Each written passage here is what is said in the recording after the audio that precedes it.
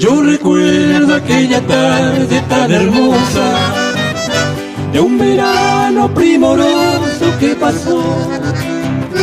Tú lucías muy radiante, cual si fuera una rosa con sus pétalos en flor.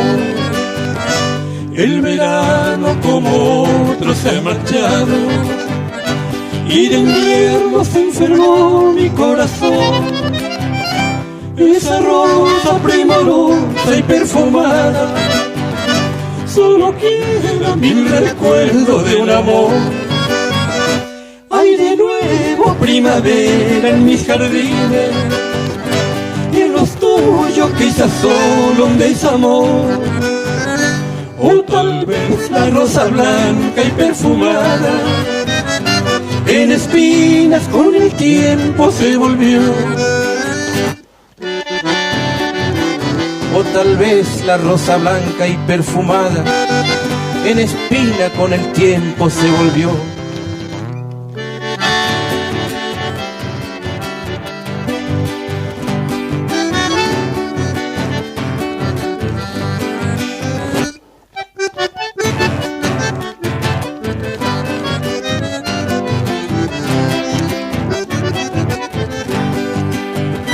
No quisiera que esa espina lastimara con mentira traicionera otra pasión, porque siempre es muy hermoso entregarle por entero al llamado del amor.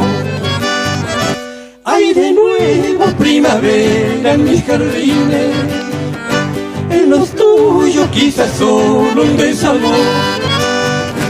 O tal vez la rosa blanca y perfumada en espinas con el tiempo se volvió.